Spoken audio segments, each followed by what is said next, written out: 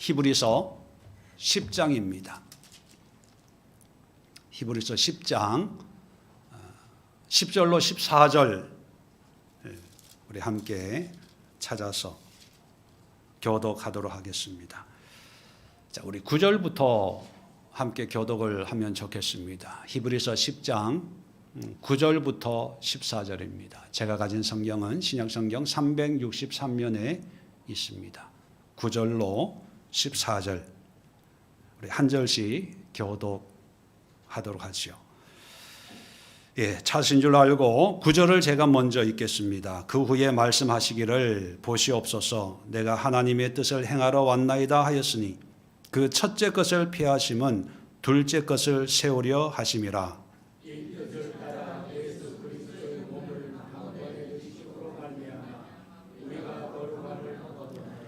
제사장마다 매일 서서 섬기며 자주 같은 제사를 드리되 이 제사는 언제나 죄를 없이 하지 못하거니와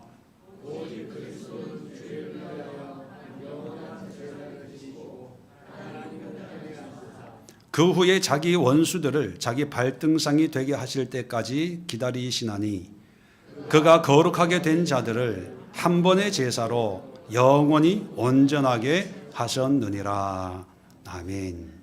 자, 오늘 이 말씀을 가지고 교회가 가진 신비라고 하는 제목으로 은혜를 나누려고 합니다. 자, 지금까지 몇 주에 걸쳐서 다윗의 언약이 무엇인가를 우리가 살펴보았죠. 결론적으로 다윗의 언약, 다시 말하면 하나님의 집과 나라가 예수님으로 말미암아 교회라고 하는 신앙 공동체로 이 세상 가운데 세워지게 되었다. 이것은 사람이 세운 것이 아니라 하나님이 친히 예수님을 통해서 세우신 하나님의 집과 나라다라고 말씀을 우리가 나누었습니다.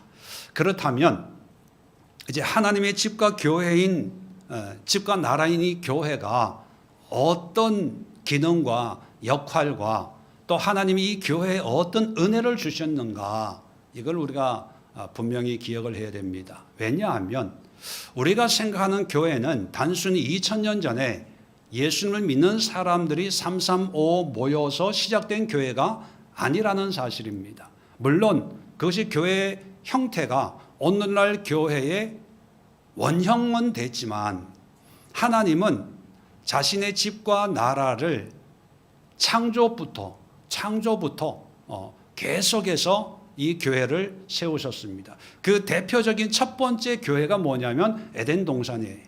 창세기 2장 8절에 보면 동방의 에덴의 동산을 창설하시고 하나님이 동방의 에덴을 직접 만드셨어요. 그리고 그 지은 사람을 거기 두니라. 자, 하나님이 만드시고 사람을 쉽게 표현하면 하나님이 전도를 하셔서 아담과 하와를 거기에 두셨어요.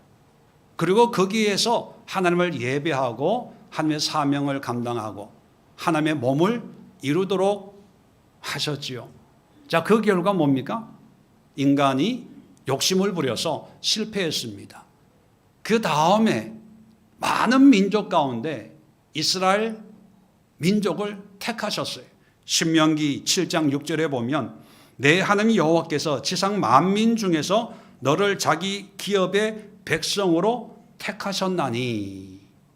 많고 많은 민족 가운데 이스라엘 민족을 택해서 또 많고 많은 이 땅에 팔레스타인 지역을, 가나안 땅을 그 백성에게 주어서 여기서 하나님을 예배하는 교회를 세우려고 하셨습니다.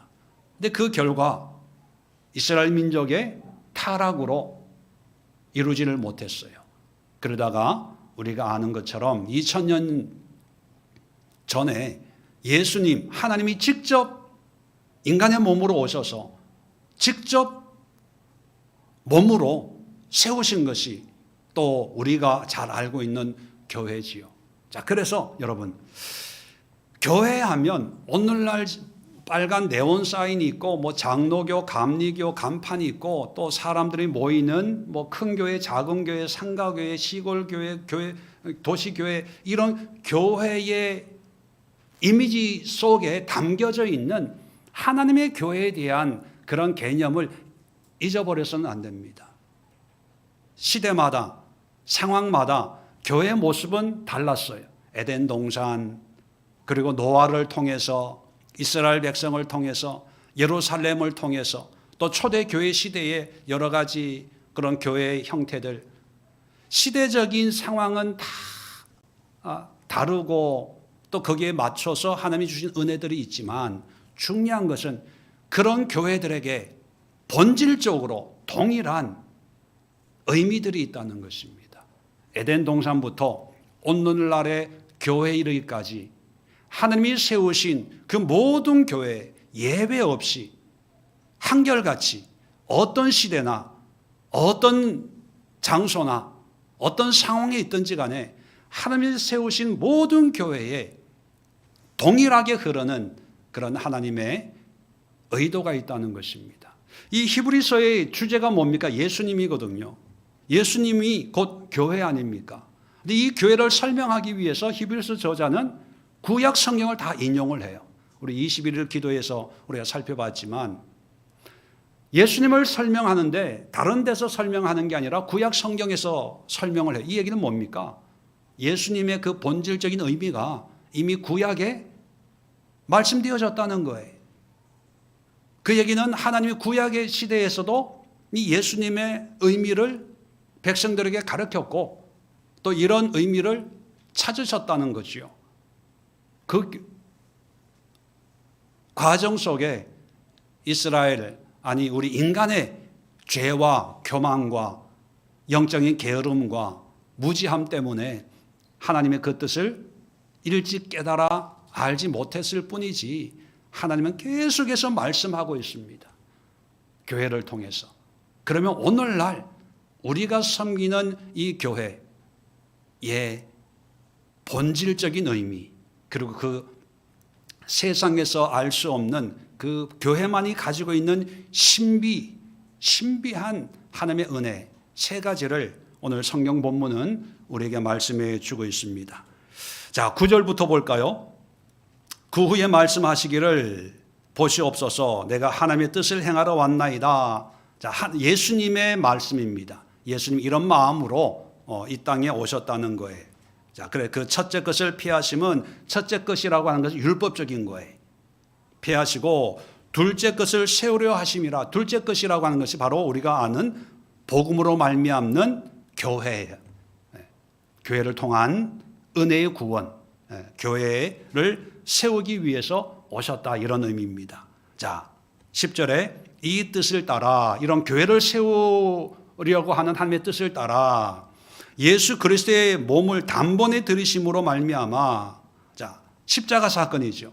교회는 반드시 십자가를 통해서 죄 사함을 통해서 하나님의 나라, 하나님의 집이 세워졌는데 자, 그 결과 첫 번째 결과가 뭐냐면 우리가 거룩함을 얻었노라. 여러분, 교회 안에 있는 신비가 있는데 첫 번째가 뭐예요? 거룩입니다. 거룩.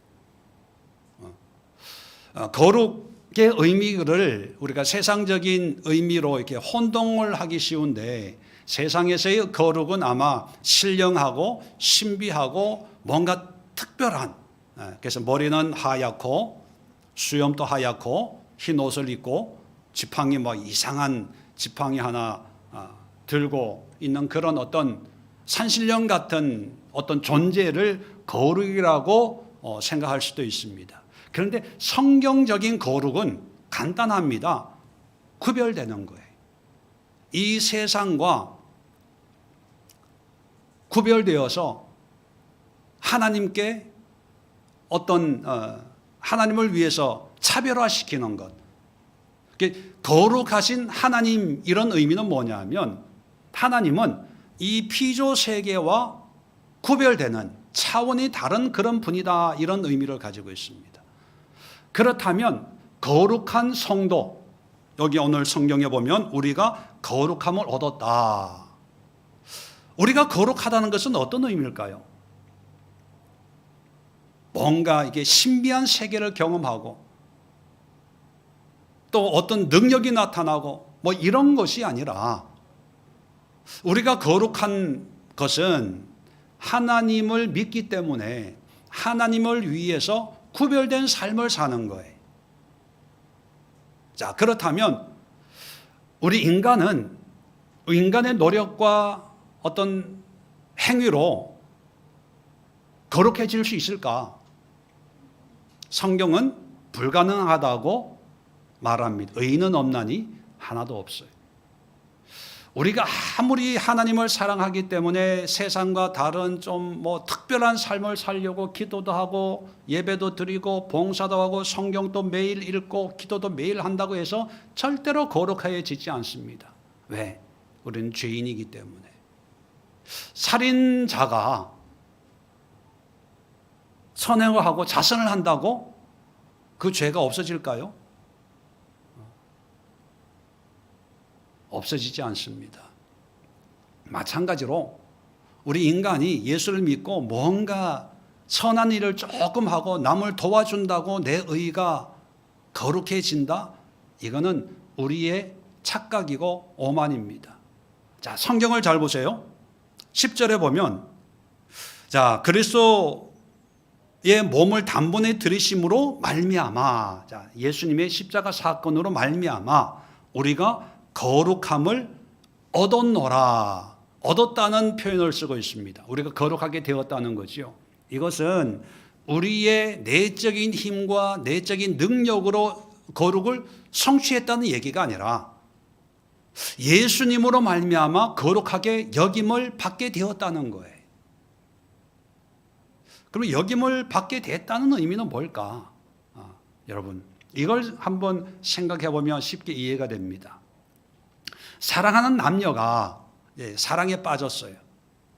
그러면 이 남녀가 데이트를 할 때 이제 서로를 배려하면서 서로를 생각하면서 서로에게 기쁨을 주고 만족을 주고 행복을 주기 위해서 누가 시키지도 않았는데 가르치지도 않았는데 또 상대방이 요구도 하지 않았지만 상대방의 마음을 읽고 생각을 읽어서 그 사람이 기뻐하는 일을 하는 거예요. 여러분, 결혼하기 전에 연애해 보셨잖아요. 이렇게 다 하셨죠? 해보셨죠? 안 해본 것처럼 그렇게. 이렇게 해주세요 요구하기 전에 그냥 기쁨을 주기 위해서 내가 그렇게 하는 거예요. 옷도 이쁘게 입고 데이트하기 전에 한 2시간 전부터 막 머리하고 화장하고 옷도 입었다 벗었다 입었다 벗었다. 그리고 이런 걸 좋아해 또는 이런 걸 싫어해 하면은 미리 기억해 놨다가 그걸 안 하는 거예요. 연애할 때는 잔소리할 필요가 없어요. 왜? 사랑하니까. 근데 결혼 생활 10년, 20년 하면서 아침마다 잔소리를 해요. 바뀌어요, 안 바뀌어요? 안 바뀌죠. 왠지 아세요? 사랑이 식은 거예요. 사랑이 식어서 잔소리에 바뀌지 않는 거예요. 그런데 사랑에 빠지면요, 잔소리 하기도 전에 바뀌어요. 여러분, 하나님과의 우리 사이에도 마찬가지입니다. 거룩을 위해서 이래야 돼, 저래야 돼, 술 먹으면 안 돼, 담배 피우면 안 돼, 거짓말하면 안 돼, 사기치면 안 돼, 싸우면 안 돼. 하나님의 잔소리를 통해서 우리가 변화된다면 그건 거룩이 아닙니다. 그건 훈련이죠. 우리가 개나 고양이를 훈련하듯이 훈련이고, 거룩은 뭐냐면 하나님을 사랑하기 때문에 하나님의 뜻에 우리가 맞춰가는 거예요. 하라고 하기 전에, 해야 된다고 생각하기 전에 그렇게 하는 것이 행복한 거예요. 기쁜 거예요. 즐거운 거예요. 주일 예배 오는 게 너무너무 기다려주고 행복한 거예요. 왜? 예수님을 사랑하니까. 그래서 나는 그냥 사랑해서 나는 그냥 내 생각대로 하는데 그걸 보시고 하나님이 나의 삶을 거룩하다 여겨주시는 거예요. 그 의미를 우리가 거룩함을 얻었노라 이렇게 표현하는 거예요. 거룩을 얻는 거예요. 이루는 게 아니고. 자, 그래서 예수님으로 말미암은 거룩에는 3가지 특징이 있습니다. 첫 번째가 뭐냐면 여겨주시는 거룩이에요. 내가 돌을 닦아서 거룩해지는 게 절대로 아니고 사랑에 빠졌더니만 그냥 그렇게 여겨주는 거예요. 두 번째는 뭐냐면, 예수님의 거룩의 두 번째 특징은 뭐냐면 세상 속에서의 거룩이에요. 자, 처음에 거룩은 구별된다고 말씀드렸어요. 자, 그런데 구별되는데 세상으로부터 벗어나요.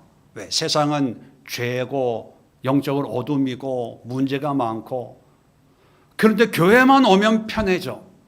기뻐. 그래서 난 세상에 있지 않고 교회만 있고 싶어. 교회에서만 기도하고 교회에서 예배드리고. 이것은 거룩이 아니고 도피입니다. 숨는 거예요. 예수님은 우리에게 어떤 거룩을 말씀하냐면 세상 속에서의 거룩이에요. 그래서 요한복음 1장 14절에 보면 말씀이 육신이 되어 우리 가운데 거하심에, 우리 가운데가 뭡니까? 죄된 인생, 문제 많은 인생, 어두운 이 세상에 말씀이신 예수님이 육신으로, 사람으로 오셨어요. 그래서 그의 영광을 보니 아버지의 독생자의 영광이고 은혜와 진리가 충만하더라. 세상에 있지만 구별된 거룩한 분이다, 이런 의미거든요.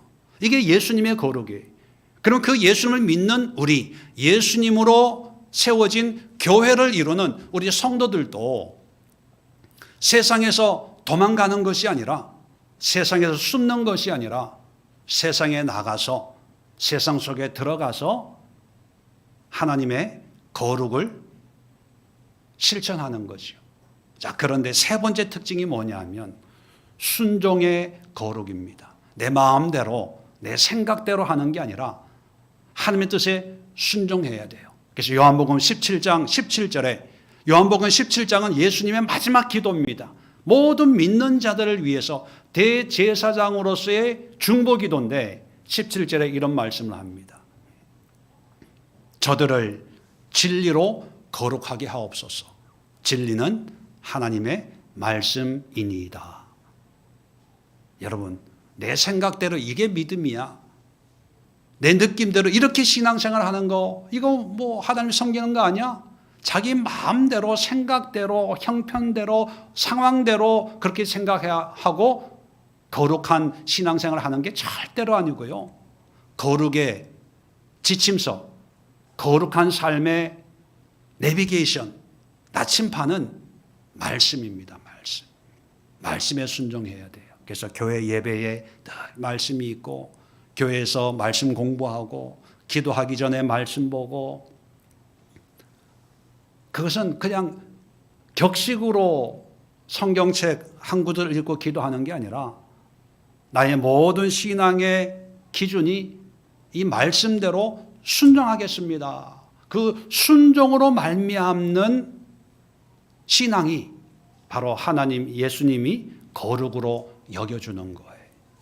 그래서 여러분, 세상에 많은 공동체가 있고 단체가 있는데 유일하게 교회만이 하나님의 거룩을 누릴 수가 있어요. 교회를 떠나서는 어디에도 이 하나님이 우리를 거룩하게 여겨주지를 않아요. 그래서 이 작은 교회든 큰 교회든, 뭐 시골 교회든 도시 교회든 우리 눈에는 초라하게 보일지라도 하나님은요, 모든 교회, 에덴 동산부터 오늘날의 작은 시골 교회, 뭐 대형 교회 할 것도 없이 모든 교회를 통해서 하나님은 하나님의 거룩을 믿는 자들에게 거룩을 허락하는 유일한 기관이 교회입니다. 이건 신비한 거예요. 어떻게 우리가 거룩해질 수가 있겠어요? 이 죄 많은, 조금만 생각을 달리하면 죄 짓고 음란하고 교만하고 욕심 덕지덕지 붙어있는 우리가 어디에 가서 하나님의 거룩하고 깨끗하고 순결한 그런 모습을 얻을 수가 있겠습니까? 교회. 이 교회를 세우려고 다윗의 언약을 맺으시고 이런 교회를 내가 영원히 보존해 주겠다고 말씀하신 거지요. 그래서 여러분, 교회를 귀하게 여기고 사랑하고 아껴야 됩니다. 무시하면 안 돼요. 우습게 여기면 안 됩니다. 두 번째 교회에 주신 신비의 신비스러운 본질이 뭐냐면 바로 생명입니다. 생명. 자, 11절부터 13절까지 보면 계속해서 제사라는 표현이 나와요. 제사. 구약 시대의 제사는 뭡니까? 짐승의 피를 흘려서 죽여서 하나님 앞에 제사하는 거죠. 예수님도 교회를 세우기 위해서 그리스도의 몸을 단번에 들이심으로 십자가에 돌아가시는 거예요. 자, 그래서 성경을 보면요, 특히 구약을 보면 계속해서 제사 드릴 때 양을 잡고 염소를 잡고 소를 잡고 자꾸 그 죽음에 대해서 얘기합니다. 십자가도 사실 죽음의 어떤 상징 아닙니까? 그래서 어떤 분들은 성경 읽으면서 되게 불편하게 생각합니다. 피의 제사, 짐승, 희생 제물, 죽음, 또는 이제 의미가 이제 확정이 되면 심판, 형벌, 징계, 이런 얘기를 들으면 사랑의 하나님이라고 하는데 왜 자꾸 이런 끔찍한, 이런 잔인한 이런 제사를 요구하고 자꾸 심판한다고 얘기하냐? 그건 잘 몰라서 그런 거예요. 여러분, 세상에 두 가지 생명이 있습니다. 첫 번째는 육의 생명이 있고요. 두 번째는 영의 생명이 있어요. 육의 생명은 부모로부터 형성이 되는 거죠. 물론 하나님이 허락하시는 거지만, 그래서 이 육의 생명이 아프면 어디 갑니까? 병원에 가요. 약국에 가서 약을 먹고 수술도 받고.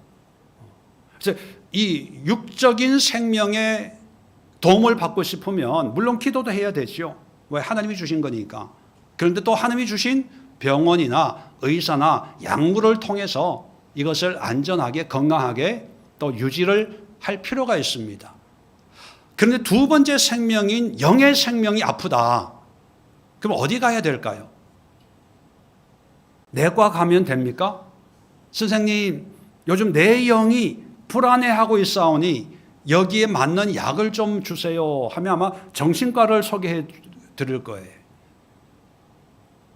하나님의 생명인 영의 생명을 치료할 수 있는 곳은 어디냐?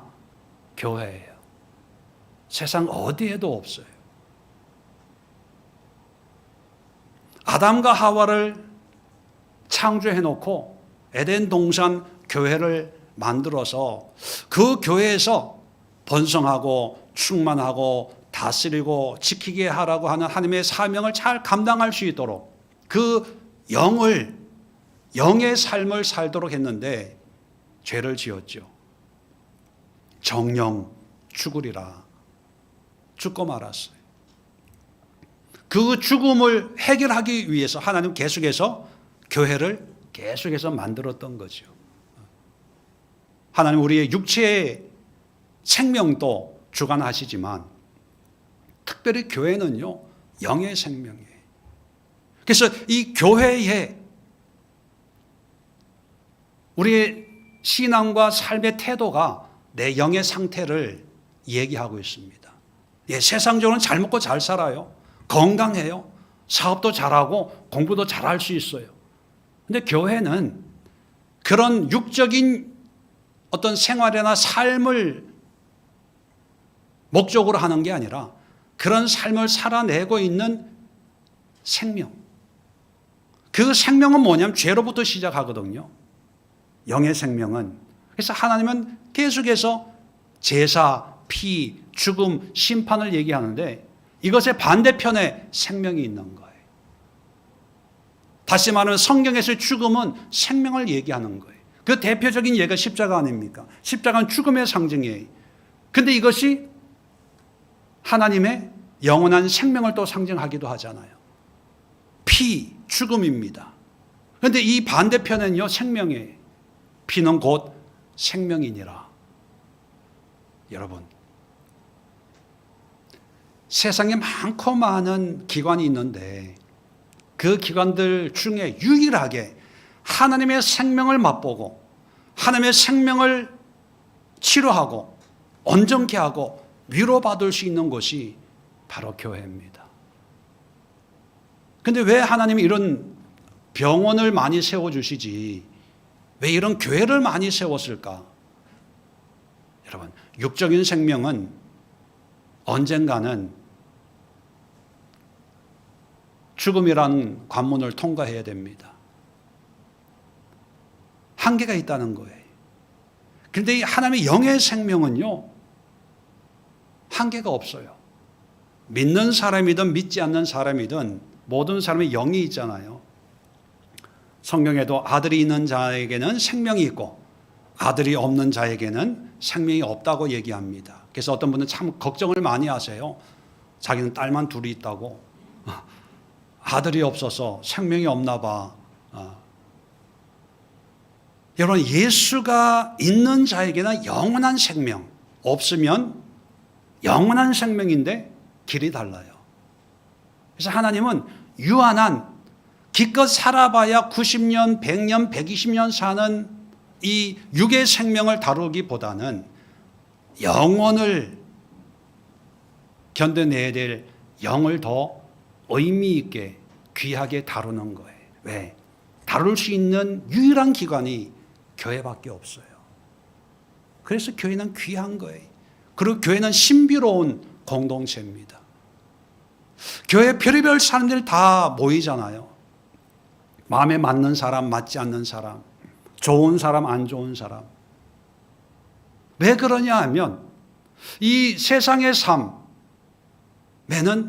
하나님이 별로 관심이 없습니다. 하나님에게는 그 영, 하나님의 생명, 그 생명이 최대의 관심사이기 때문에 어떤 사람은 그 생명을, 영의 생명을 고치기 위해서 불러오는 분도 있어요. 병들어서.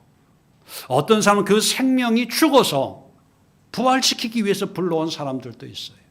그러니까 별의별 사람들이 다 모여 있는 거죠. 그럼에도 불구하고 교회는 한 가지 목적을 가지고 있는 거죠. 하나님의 생명으로 치료하고 부활시키고 하나님의 생명을 온전해지는 것. 그래서 성경은 이 생명을 다루는 것을 우리가 구원이다 이렇게 표현합니다. 내가 구원받아서 거듭났어, born again, 중생 이런 표현을 하죠. 여러분, 하나님이 세우신 예수님의 몸으로 세우신 이 교회는 오직 하나님의 생명을 위해서 예수님이 직접 자기 몸을 버리시고 우리에게 이 생명을 주신 것이 교회라는 것. 이걸 잊어서는 안 되고, 그래서 교회는 귀한 것이고 소중한 것이고 사람들의 평가나 판단을 뛰어넘어서 하나님이 보시는 아주 특별하고 신비로운 곳이 바로 다윗의 언약으로 세워진 교회라는 것. 늘 높아심에 말씀드리지만 교회라고 해서 뭐 장로교, 감리교 뭐 이런 어떤 지역적인 이런 교회만이 아니라 예수 그리스도를 믿는 모든 신앙의 공동체를 교회라고 언급한다는 것. 지난주에도 말씀을 드렸죠. 그런 면에서 목사가 설교하고 목사가 담임 목사로 있는 그 교회만이 교회가 아니고요. 335 모이는 에클레시아, 작은 뭐 구역, 셀 이런 것도 교회 기능을 하고 있으면 그게 다 교회인 거예요. 너무 교회들이 너무 좋은 건물을 세우고 목사님이 너무 설교를 잘하고 성가대나 찬양단이 너무 은혜로운 찬양을 너무 잘해서 가정에서 모이는 335 모이는 이런 에클레시아나 이런 작은 그룹의 교회적인 의미가 퇴색되고 있는데 이건 미혹입니다. 화려한 거에 속지 마세요. 큰 거에 속지 마세요. 두세 사람이 모인 곳에 예수님이 함께 하겠다고 약속을 했습니다. 초대교회, 로마가 교회를 인정하기 전까지는 한 300년 정도는 다 몇 가정밖에 안 모였어요. 두세 사람밖에 안 모였어요. 하루 종일 일하고 땀 냄새 나고 먼지 투성인 그런 모습으로 예배드리고 찬송하고 성찬하고, 뭐 멋있는 건물이 어디 있어요? 집 거실에, 안방에서, 마루에서. 그게 생명을 주는, 영원한 생명을 맛보게 하는, 그게 교회였어요. 오늘날 너무 교회가 시설이 좋아져서 사람들은 상대적인 생각으로 좋은 교회, 안 좋은 교회, 그리고 안 좋은 교회 무시해요. 이 작은 교회네, 상가교회네, 뭐 어쩌네. 반대로 큰 교회네, 유명한 목사님이네, 뭐네. 이게 이 시대가 주는 아주 엄청난 미혹입니다. 여기 속아 넘어가면 안 돼요. 세 번째 교회에 주신 신비가 뭐냐면 14절에 나와 있는데요. 그가 거룩하게 된 자들을 한 번의 제사로 영원히 온전하게 하셨느니라. 바로 영원입니다. 영원. 구원을 준다 그랬다가 이제는 영원이래. 빵원. 뭐 이럴 때 좀 웃어야 이게 되는데, 참. 여러분, 영원의 의미가 뭡니까? 어떤 분들은 영원을 이렇게 생각합니다. 한없이 긴 시간, 영원한 시간, 말 그대로 끝이 없는 그 시간. 이 직선적인 시간의 개념은요, 세상적이고 불교적인 개념과 가깝습니다. 억겁의 시간, 억겁. 이로 형용할 수 없는 어떤 길고 긴 그 시간. 세상에서 일반적으로 영원하면 끝이 없는 어떤 그런 한계가 없는 그런 쭉. 그런데 성경적인 개념은 전혀 다릅니다. 그건 세상적인 개념이고요. 성경에서 말하는 영원은 시간이 없는 거예요. 시간이 사라진 그게 영원이에요. 왜냐하면 하나님은, 우리는 영원하신 하나님 뭐 이런 표현을 이제 성경에서 읽다 보면 하나님의 존재를 영원 전부터 영원 후까지 계속 계시는 분, 어떤 존재의 의미로 그렇게 생각을 하는데, 그건 우리식으로 이해하는 거예요. 성경적인 이해는 뭐냐면, 하나님, 영원하신 하나님이라고 하는 것은요, 하나님은 시간을 창조하신 분이에요. 시간의 창조자이기 때문에 하나님은 시간의 제한을 받지 않아요. 영원이라는 개념이 하나님에게는 맞지가 않아요. 시간의 개념에 속한 분이 아니니까 시간 너머에 있는 분이에요. 이걸 초월적 하나님, 초월하시는 하나님, 모든 시간과 공간을 뛰어넘는, 해당이 안 되는 분이에요. 자, 그렇기 때문에 영원하신 하나님이라고 하는 의미는, 의미적으로 보면 시간이 없는 분이에요. 시간이 없는 분. 시간과 해당되지 않는 분. 이해되시겠어요? 네. 자, 이게 시간이 사라진 상태, 시간이라고 하는 개념이 없는 상태, 그게 영원이에요. 자, 그러면 오늘 성경에도 보면 영원히 온전하게 하셨느니라. 또 12절 끝에도 보면 영원한 제사를 드리고, 영원이라는 게 뭐냐? 바로 뭐냐 하면 시간이 없어지는 상태입니다. 아까 말씀드린 불교적이고 어떤 세상적인 개념으로 이 영혼을 이해하면, 지금부터 우리를 영원히 온전하게 했으니까 더 이상 죄 지을 필요도 없고 하나님이 끝까지 우리를 죽을 때까지, 죽어서도 영원히 나를 지켜주시겠구나, 이런 구원의 개념을 가지는 거예요. 미래적으로. 근데 이 영원은요, 과거, 현재, 미래가 아니라 영원한 현재. 사실 현재라는 말 그 자체도 시간의 개념이기 때문에 맞지는 않지만 표현상 영원한 지금이에요. 근데 시간이 없어지는 상태, 시간과 상관없는 상태. 이 개념을 좀 쉽게 이해하고 싶으면 이런 걸 좀 상상을 해보면 좋을 것 같습니다. 여러분, 요즘 뭐 드라마, 제일 재밌는 드라마가 뭔지는 모르겠지만 재밌는 드라마 보면 1시간 드라마예요. 시간이 빨리 가요, 천천히 가요? 빨리 가요. 그래서 드라마 끝날 때쯤 되면 기도합니다. 하나님, 여기서 끝나면 안 됩니다. 주인공이 살아나는지 죽는지 그 결과를 알게 하옵소서.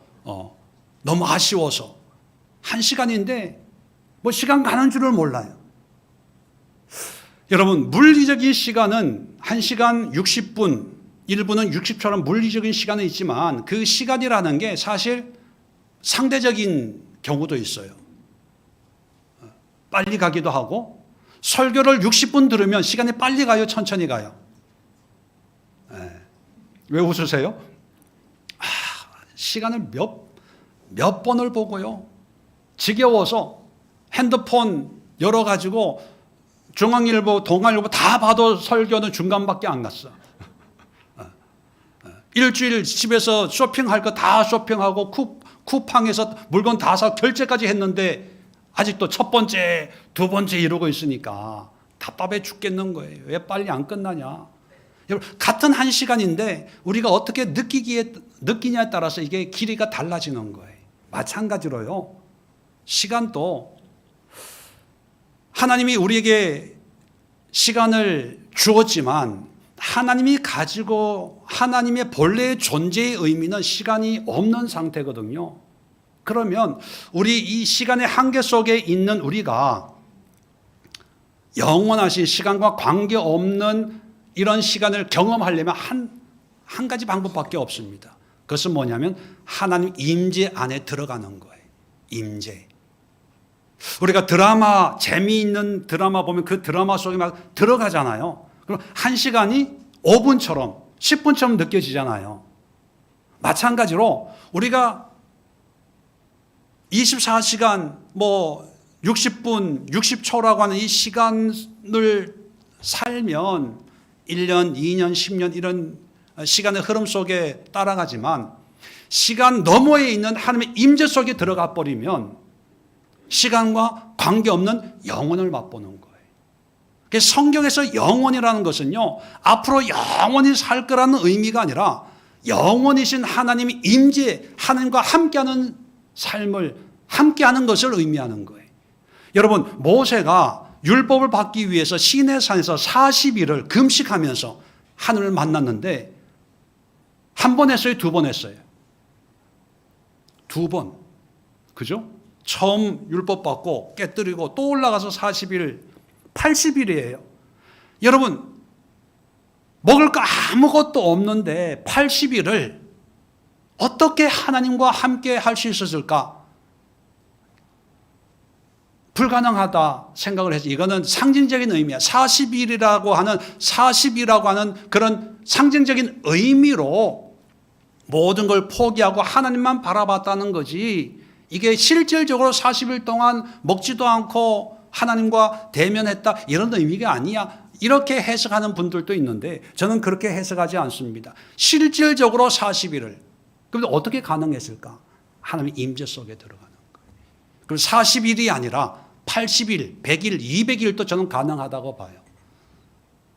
드라마 보면서도 1시간짜리가 5분에 끝나는데, 5분처럼 느껴지는데, 하나님의 영원하신 하나님의 임재 속에 들어가면 1년인들, 2년인들, 물론 그런 성경에 이야기는 없으니까 그럴 수 있다 말은 할 수 있지만 실질적으로 그런 증거는 없지만 중요한 것은요, 교회가 어떤 의미냐, 그저 예배 참석하고 봉사하고 정신 먹고 이러려고 모이는 게 절대로 아니에요. 세상에서 이런 영원하신 하나님의 이 영혼을 경험할 수 있는 유일한 장소가 교회라는 거예요. 이 교회에서 예배 드려요, 기도해요, 찬양해요, 설교 들어요, 봉사해요. 그럴 때 사람 앞에서 봉사하고 사람 앞에서 찬양하는 게 아니라 하나님의 임재 속에 들어가면 찬양을 1시간 할 수 있잖아요. 2시간 할 수 있잖아요. 왜? 시간 가는 줄 모르니까, 시간의 의미가 없으니까. 그 찬양을 통해서 우리는 영원을 맛볼 수 있는 거예요. 그 영원, 하나님의 시간을 맛볼 수 있도록 하기 위해서 하나님이 에덴 동산부터 지금까지 하나님의 집과 나라인 교회를 세계 방방 곳곳에 세우고 싶어 했던 거예요. 그런 나라를 영원히 지켜주고 싶었던 거예요. 왜? 나의 임재 가운데 나와 함께 교제하고 친밀해지고 소통할 수 있는 그 시간. 예배 때, 설교 때 시간 보지 않고 찬양 때, 기도할 때 시간 보면서 난 30분 기도한 줄 알았는데 5분밖에 안 되네. 이게 아니라 1시간, 2시간을 기도해도 5분 기도한 것처럼 하나님의 임재 속에 들어갈 수 있도록 하기 위해서 교회를 만들어 놓은 거예요. 여러분은 이런 영혼을 맛보고 계십니까? 아니면 죽어서 누리는 그런 영혼만 생각하십니까? 오늘 성경이 영원한 한 번의 제사로 영원히 온전하게 하셨다. 이게 미래적인 온전함이라면 이제 우리는 죄를 안 지어야 됩니다. 왜? 예수님이 십자가에서 다 이루어 놓으셨기 때문에. 그런데 성경을 계속 읽어보면요, 여전히 우리는 넘어지고 쓰러져요. 죄 안 지을 수가 없어요. 그럼 이 말씀이 잘못된 겁니까? 영원히 온전하게 했대는데 설교 듣고 교회 문만 나서면 죄 짓는데 성경 말씀하고 나의 현실은 다릅니까? 여러분, 그런 미래적인 긴 시간의 영원이 아니라 하나님 앞에서 하나님의 임재 속, 임재 안에서의 그 시간, 그런 나의 모습을 하나님이 온전하게 하신 거예요. 그러면 이런 온전함을 매일매일 매 순간 맛보고 누려야 됩니다. 그럴 수 있는 곳을 하나님이 교회로 우리에게 선물을 주신 거예요. 교회는 목사 설교 들으러 오는 데가 아닙니다. 교회는 봉사하러 오는 데가 아니에요. 교회는 성도들끼리 모여서 뭐 이런 얘기 저런 얘기 잡담하는 곳이 아닙니다. 교회는요, 에클레시아에 모여서 내 삶을 얘기하고 나의 힘듦, 아픔을 함께 얘기하면서 같이 손잡고 말씀을 통해서 하나님의 거룩함을, 하나님의 생명을, 하나님의 영혼을 내가 맛보는 거예요. 근데 이걸 모르면 예배 마치고 에클레시아 마치고 와서 다 사람 얘기해요. 아무개 권사가 그랬대, 아무개 집사가 그랬대, 뭐 이렇 힘들대, 어렵대, 뭐 하대, 다 사람 얘기. 그건 교회의 모습이 아닙니다. 여러분, 교회의 진정한 부흥은 뭘까요? 어떤 특정 장소에, 특정 교회에 사람들의 숫자가 모여드는 게 부흥일까요? 사람들에게는 그게 부흥이라는 어떤 그런 의미를 줄 수 있지만 하나님에게는 그게 부흥이 아닙니다. 만약 그런 게 부흥이었으면 에덴 동산에 아담과 하와만이 아니라 모든 창조한 사람들 다 모아놨을 거예요. 그게 부흥이었다면 세계의 많은 민족 가운데 이스라엘 민족 한 민족만 택하지 않았을 거예요. 그런 게 부흥이었다면 예루살렘의 성전 하나만 세우지 않았을 거예요. 진정한 부흥은 이런 교회의 신비한 본질, 거룩함, 생명, 그리고 영혼을 회복하는 게 교회의 본질이고 부흥입니다. 성도가 몇 명 없는 교회일지라도 시골에 있는 산골에 있는 그 누구도 알아주지 않는 그런 교회일지라도 이런 세 가지 본질만을 회복할 수 있다면 이것이 에덴 동산 교회고, 이것이 이스라엘이고, 이것이 예루살렘 성전이고, 이것이 천국이고 하나님의 예수님의 몸입니다. 그런데 이런 교회 본질에 무관심하고 나의 의를 추구하고 나의 존재를 드러내고 예배 드렸어. 나의 선함을 나는 남들에게 그렇게 잘해. 이렇게 베풀어 헌신해. 누가 부탁하는 일을 하면 한 번도 노한 적이 없고 나는 최선을 다해서 그들을 도와줘. 요구하지 않고 다 베풀고 나눠. 이것은 하나님의 영광이 아니라 자기의 영광이에요. 자기의입니다. 마틴 로이드 존스 목사님의 말을 빌리면 이런 생각이 하나님을 모욕하는 그런 사람들입니다. 얼마 전에 제가 꿈을 꿨는데 종종 하나님이 꿈을 통해서 뭔가 깨닫게 하시는 그런 은혜를 주시는데 이번엔 저에 대한 제 자신에 대한 꿈을 꿨습니다. 그 얘기를 좀 하고 마치도록 하겠습니다. 지난주였어요. 3월 첫 번째 주일 아침에 꿈을 꿨는데 그 꿈 꾸기 전에 이제 작년 연말부터 2025년은 어떻게 사역을 하고 어떻게 목회를 하고 신앙생활을 해야 될까 이제 기도하면서 올해는 사역을 좀 줄이고 내 자신을 위해서 내 자신을 위한 시간을 좀 가져야 되겠다. 그래서 아마 교회 프로그램 중에 이번 목요일 늘 했던 목요일 줌을 통한 성경 공부가 빠져 있잖아요. 올해는 성경 공부도 하지 말고 또 수요일마다 제가 신학교에서 강의를 몇 년 했었거든요.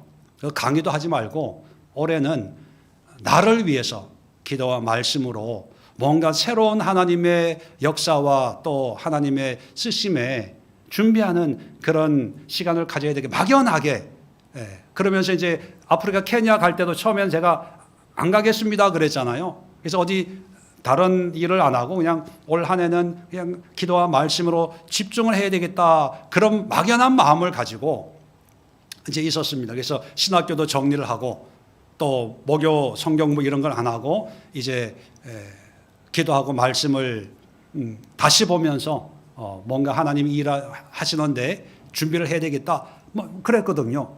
근데 이제 3월 첫 주일 아침 새벽에 꿈을 꿨는데 그 꿈의 내용이 뭐냐면 제가 어떤 병원 응급실에 간 거예요. 응급실에 갔는데 제가 의사가 아니고 그냥 이런 양복을 입고 그냥 간 거예요.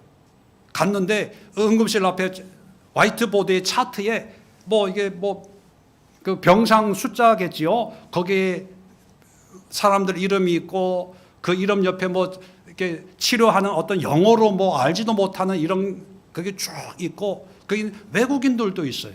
근데 거기에 제가 이렇게 앉아 있는데 제 옆에 어떤 남자 한 의사인지 남자 간호사인지 모르지 흰 가운 입고 있는 사람이 있고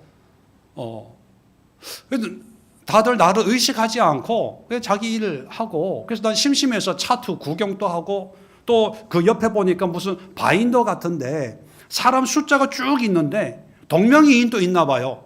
잘 기억이 안 되는데 거기에 암흑의 A, 암흑의 B 뭐 이런 거 있죠. 동명이인. 근데 그걸 이제 하면서 아마 제 생각 거기에 입원해 있는 사람들인 것 같아요. 근데 그 응급실에 있는데 제가 의사도 아니고 간호사도 아니고 그냥 양복을 입고 있는데 꿈을 꾸면서도 야 내가 가짜가 아닌가 이런 생각을 드는 거예요. 두려움이 오는 거예요. 뭐 이렇게 사람을 치료해야 되는데 치료하지 않고 그냥 앉아 있으니까 그냥 뭐 구경만 하고 있는 거예요. 야 이거 내가 지금 목회를 이렇게 가짜로 하고 있었나? 그런 생각이 들면서 꿈을 꾸고 있는데도 마음이 불편해지는 거예요.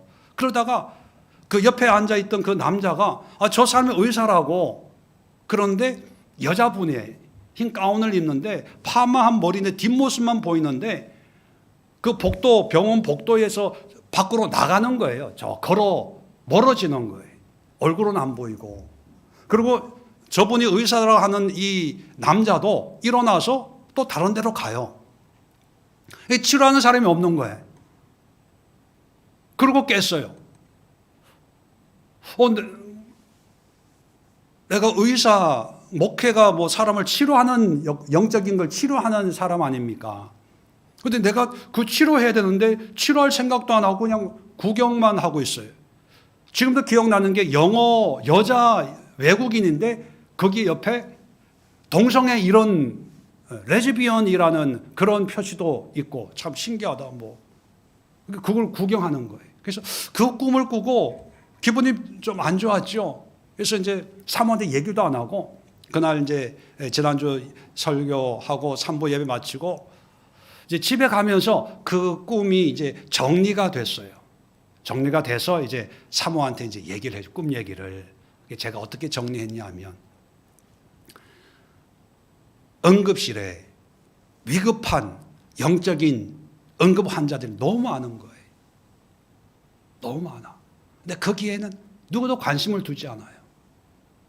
의사도 이제 응급실인데도 멀어지고 옆에 앉았던 사람도 뭐 일하는 게 아니라 뭐 그냥 사무만 보고 뭐 하고 또 나한테도 관심도 안 가지고 제 자신도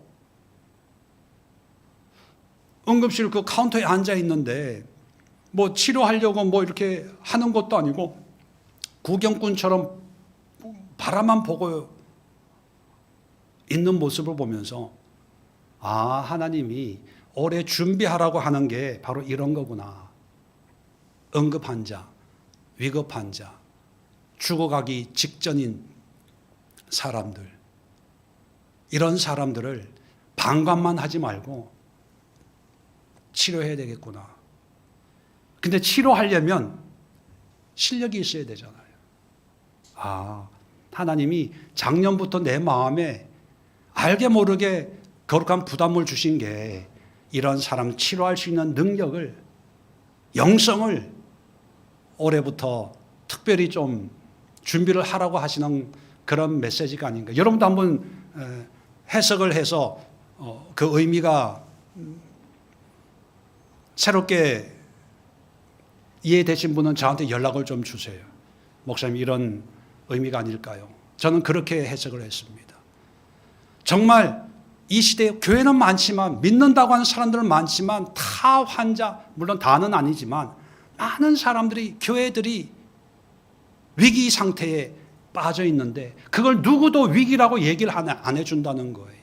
누워 있는데 누구도 와서 고쳐주지를 않는다는 것입니다. 교회도 마찬가지입니다. 많은 사람들이 모이고 건물이 있고 재정이 있기 때문에 우리는 좋은 교회, 훌륭한 교회. 제가 어떤 분을 만났는데요, 자기 교회에서 소개를 하는 세 가지 어떤 자기 교회의 어떤 가치가 있대요. 자기 교회에서 얘기하는 두 가지, 세 가지인데 두 가지밖에 기억이 안 나요. 그 첫 번째가 뭐냐면 자기 교회의 핵심 가치는 섬김, 예의래. 예의를 갖춰야 되고, 두 번째가 뭐냐 하면 첫 번째가 예의고 두 번째가 의리가 있어야 된다. 그 얘기를 들으면서 좀 기분이 별로 안 좋았어요. 참 세상적인 어떤 그런 가치를 잘 또 다듬어서 교회에 접목은 했지만 그 얘기를 들으면서 저는 예수님이면 예의가 회복이 되지 않을까? 예수님이면 의리가 신뢰 아닙니까? 회복되지 않을까? 왜 예수님은 제쳐놓고 아주 고상한 이런 이야기들만 얘기할까? 물론 그것이 교회의 성장에 미끄럼이 될 수는 있는지 모르겠지만 정말 교회의 본질, 신앙의 본질, 왜 오늘날 그리스도인들이 왜 힘들어합니까? 그것은 내 안에 있는 교회가 위태롭기 때문입니다. 내 심령 안에 있는 성령의 전인 내 교회가 교회 기능을 발휘하지 못하고 다 세상적이고 인간적이고 자기 욕심과 자기만의 거룩, 자기만의 신앙, 자기 스타일의 어떤 믿음을 얘기하다가 점점 하나님의 교회에서 멀어진 결과가 무기력, 형식적이고 종교적이고 반복적이고 습관적인 그런 신앙의 형태만 남았기 때문에 공허해지지 않을까? 왜 교회에 왔는데 하나님의 생명을 맛보지 못할까? 왜 교회에 왔는데 찬양하는데 하나님의 말씀이라고 하는데 하나님께 기도한다고 하는데 왜 영원을 경험하지 못할까? 우리는 신앙의 위기, 응급 상태에 있지 않는가? 여러분도 한번 자문해 보시고 점검해 보시고 우리가 세워나가는 교회의 진정한 본질, 교회의 진정한 부흥이 무엇인지 여러분 그 의미를 다시 한번 회복하는 이 시간 되기를 부탁을 드립니다. 기도합니다.